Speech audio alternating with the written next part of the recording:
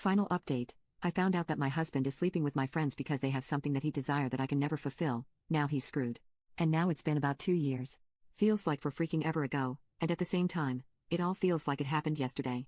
I ought to get the bad news out of the way first. Kai and I had a pretty nasty fallout. I don't want to dive into the nitty-gritty details, but to sum it all up in a gift wrap, we were roommates, pretty involved in one another's business, yada yada. Basically, every time I went to the store, he knew. Every time he came home from work, I knew. Our whereabouts were always mentally noted just because of our proximity and how we divvied up our house chores and whatnot. At some point, Kai tells me he's going on a date with a girl. Yay, good for him. In my case, this was just a few months after D-Day, and I was still in the middle of the messy divorce proceedings, plus I wasn't really in the headspace for another relationship, so I wasn't even considering dating just yet. Since Kai and Marie didn't have a ring yet, they could break it off a little more cleanly, but obviously not perfect. He went on the date, and then he went on another date, and then it stopped. Eventually, after a week of no dates, I asked what happened out of curiosity, and he told me simply that she'd ghosted him. It wasn't until a week later on a totally random evening that he dropped the sparkly rainbow glitter bomb on me. He had tried to see Marie again. I know. That is pretty crazy behavior, right? Well, he was telling me this, crying and blubbering like a baby on his couch, and I couldn't help but feel bad for him since the road to recovery from a blown-up relationship is rough. He told me that those dates had helped him realize it was over and over. He described it like, and I'm probably mincing words here, when he first met Marie, she had this sweet girl next door customer service facade. As he got to know her better, he revealed this fun-loving, wild-spirited girl underneath her, who he says he fell in love with. But then, when he met up with her again that month, she was right back to her factory settings, which hurt him because it felt like he'd started at square one all over again. He not only ghosted her after 2 dates but blocked her everywhere. It was a bit of a tough decision for me, but I decided to brush it off and console him instead of really caring. Things were clear for another few months after that. In that time, Kai morphed me into a total gym girl, haha. Reading my last posts. It's so funny how iffy I was about the gym. Anyway, after those few halcyon months, Kai breaks the news to me again that he's going on another date, this time with a friend of a mutual friend we have. Again, I was like, oh, go for it. At this time, again, I was all muddled up in divorce proceedings and still sulking over my crumpled marriage, so dating still wasn't on the table for me. As I mentioned, we both kept tabs on each other because of how our arrangement was structured. So when Kai started leaving at 2 p.m. and coming home at 8 p.m., and his other dates with this girl had these equally long time frames, if not longer, I immediately noticed. Of course, I didn't bring it up since I assumed he was having a great time with her or something along those lines, but his absence on date days was noticeable. He'd even request that I run some of his more minor errands he knew he'd miss on those days just because of how long he was gone. Eventually, I met this girl, Grace, who was super sweet and a teacher. Things seemed to be going great. Kai and Grace were adorable, summer was passing, and everything was hunky-dory. I also officially divorced my ex-husband. But dang it, those dates were just so long. Even his short meetups were at least 3 to 4 hours of him just gone. And so finally, I subtly bring it up. Kai then tells me that Grace mainly plans their date spots, usually an hour or 2 away from here with traffic. When I asked him where Grace lived, Kai said, not sure. At that point, maybe I'd read too many infidelity forums or something, but alarms were going off in my head.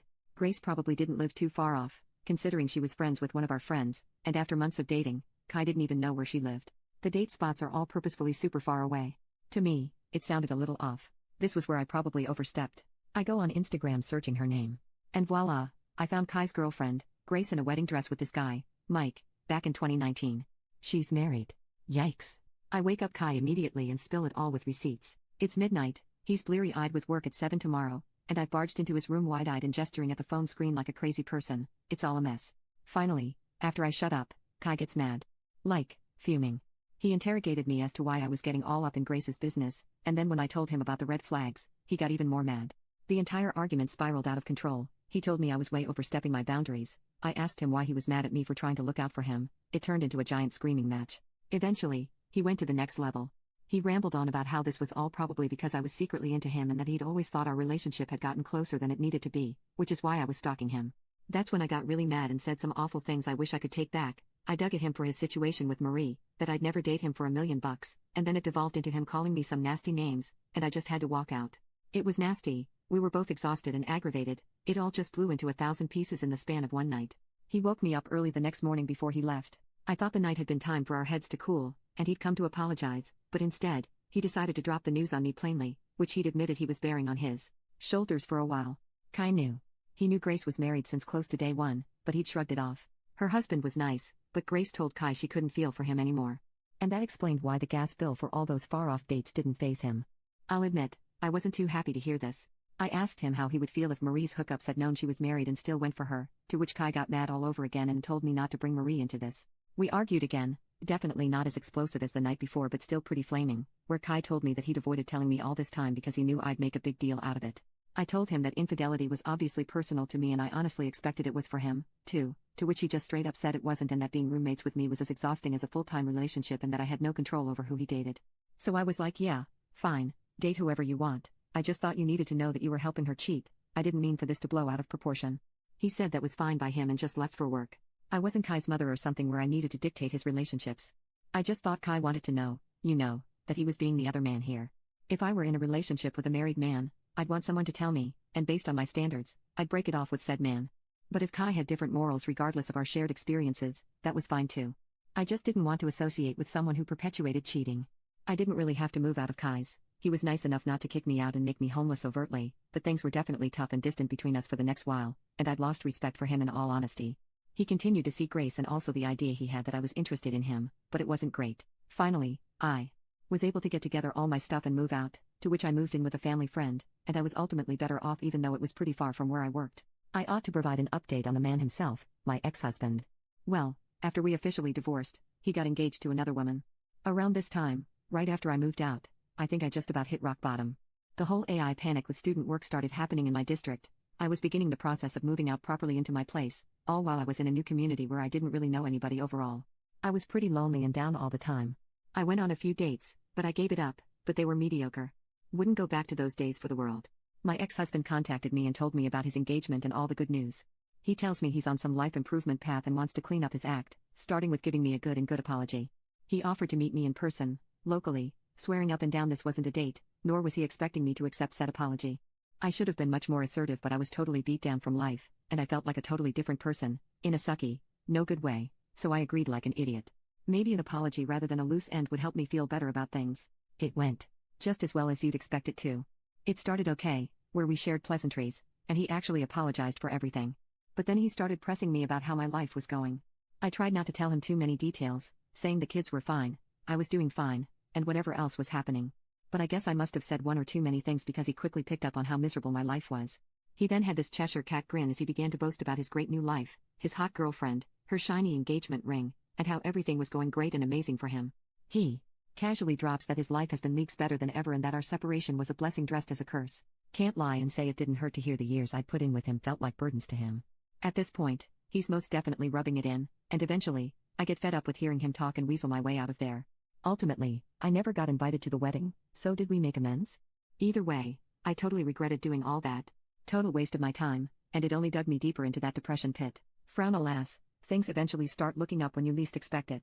After a long while of dragging myself through each day by the hair, I finally went on one more date. I'd lost a lot of weight and looked pretty sunken and pale, so I didn't think I'd make a great first impression, but what do you know? Fate can make things happen like magic. That's where I met my current partner, Chase, the greatest thing ever happening to me. He's so patient, undeniably sweet, so chatty and lively. Seriously. I'm used to being the loud and silly ones in relationships, and I used to think I'd like a guy who'd offset my energy, smirk, and roll his eyes at my jokes, whatever. Many people seem to throw themselves in that cliché, but let me give you some sage advice. If you're a ray of sunshine, don't search for the aloof, tall, dark, and handsome Mr. Right. Please search for someone who matches your bright energy. It's so refreshing. I've been missing this all my life, thinking I wanted a straight-laced sucker. I've never felt so much more loved and complete with this big goofball. No more biscuits and butters being biscuits and butters, no more one-sided conversations, no more of those half-hearted scoff laughs dudes do to seem cool. We make the silliest jokes and the most legendary memories, and it feels so indescribably alive. Our conversations about the most oddball of topics are so strangely deep, and I never felt bored around him. If I keep going on about him, I think my fingers will break because of how much I type. Geez, Louise. But anyway, there's a little more I have to cover, so I'm just gonna get straight to it. It's late 2024, and the year started back up again. I'm head over heels for Chase, everything's going just fine. I moved properly into my place a little while before that, back closer to my job and whatnot, but I didn't start returning to my old gym until then. That's when I saw Kai again. He didn't notice me for a few days, but when he did, he immediately approached me. He cordially apologized and told me he'd been worried sick since I'd had no contact with him. He told me he said many stupid things that he regretted, and if I ever wanted to be friends again, he was always open to it. And that was it. It's 2025 now, and I have no clue if Kai's still with Grace. Kai has no clue that I'm with Chase. But I still see him around in the gym. So, I haven't yet properly connected with him since his apology. Maybe I should, but honestly? This likely isn't the best way to describe it, but Kai feels like a recurring character from the first movie who is making an abrupt appearance in the second or third movie. It's a weird feeling I'm probably making up, but I feel like I'm on a totally different chapter of my life now, what with Chase and my life happenings, so far beyond the events of my ex-husband and Marie and every other part of that time period. Speaking of the legend himself, I actually got around to showing Chase a rendition of Lotion Man. I won't lie, I was shaking a little bit.